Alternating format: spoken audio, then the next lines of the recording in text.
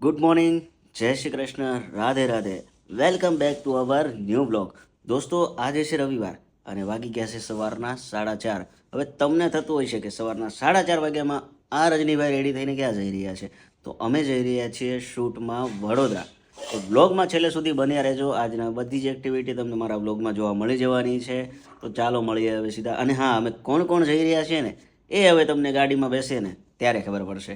નીકળી ગયા ઘરેથી અને પ્રદીપભાઈને આંખ ખુલતી નહોતી એટલે ચા પીવાની હતી. એ ચાની ચુસ્કી લે છે.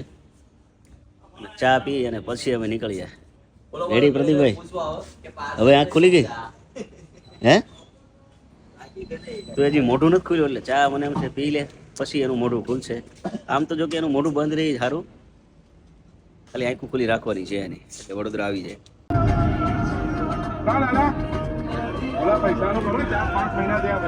તો સરસ મજાનો લાલો મૂવીનું સોંગ સાંભળતા સાંભળતા અમે અમારી સફર શરૂ કરી દીધી છે. મિત્રો, આજનો બ્લોગ ખૂબ જ સરસ રહેવાનો છે, ખૂબ એન્જોય કરવાનું છે, સાથે સાથે વર્ક પણ કરવાનું છે. તો બ્લોગમાં એન્ડ સુધી બન્યા રહેજો અને સાથ સપોર્ટ આપતા રહેજો.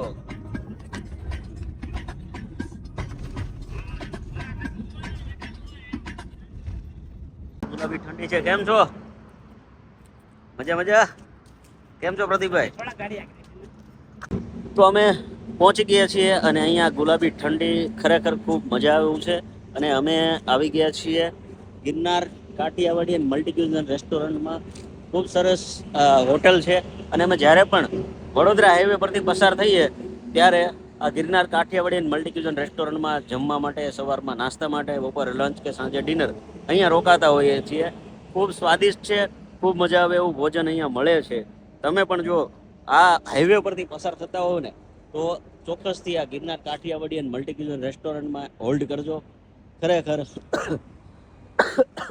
ખૂબ મજા આવશે તમને, ખૂબ મજા આવશે તમને. અહીંયા જમવાનું પણ એકદમ સ્વાદિષ્ટ હોય છે. વર્ષો જૂનો વિશ્વાસ છે આ લોકો અહીંયા આ વડોદરામાં હાઈવે ઉપરની આ એક સૌથી બેસ્ટ હોટલ છે.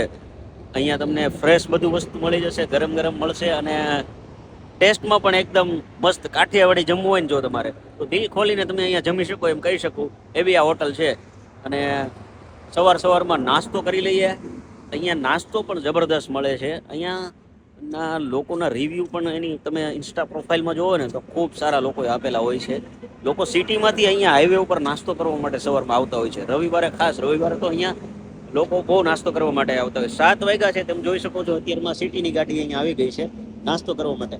સ્પેશિયલ છે ને, લોકો નાસ્તો કરવા અહીંયા માટે આવે છે. બોલો, ખરેખર ખૂબ મજા આવે એવું છે. અને અહીંની અત્યારે ઠંડી ઠંડી વાતાવરણમાં જો ગરમા ગરમ ગાંઠિયા અને ફાફડા મળી જાય તો મોજ પડી જાય ભાઈ.